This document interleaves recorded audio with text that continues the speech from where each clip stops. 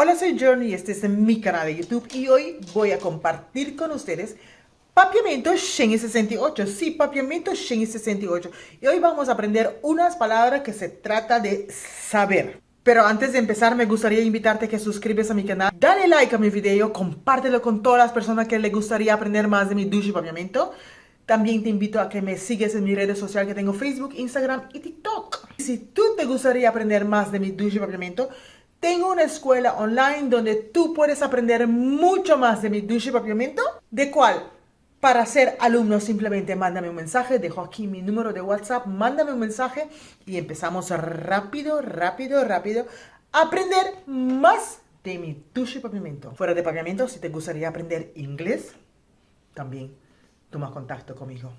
Bueno, hoy vamos a hablar de, aunque es diciembre y yo quería tratar todo este mes referente a diciembre, pero hoy vamos a hablar sobre la inteligencia en saber y cosas. Bueno, primero, saber.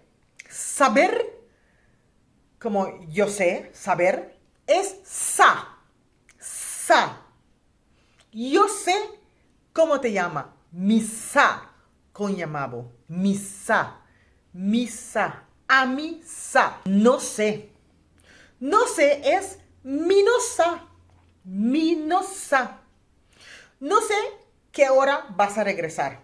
No sé qué hora vas a regresar. Minosa. ¿Qué hora bota bin back? Minosa. ¿Qué hora bota bin back? Preguntar. Preguntar en papiamento es puntra. Puntra. Puntra. Te voy a preguntar una cosa en papiamento es mi tabay puntrabo algo. Mi tabay puntrabo algo. Decir. Decir en papiamento es visa. Visa. Te voy a decir dónde es. Te voy a decir dónde es. Mi tabay bisabo. Mi tabay bisabo. Mi tabay bisabo na unda está. Mi tabay bisabo na unda está. ¿Cómo? ¿Cómo en papiamento es con? Con.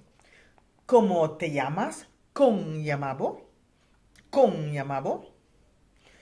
Inteligente. Para saber papiamento hay que ser inteligente. Inteligente, sabí. Sabí. Tú eres muy inteligente. A bota hopi sabí. Bota hopi sabí. Y el último, tonto. Tonto. Kens. Kens. Eres tonto. Bota Kens. Bota Kens. Con esto sabes mucho más de papiamento. Nos vemos en el próximo. Adiós.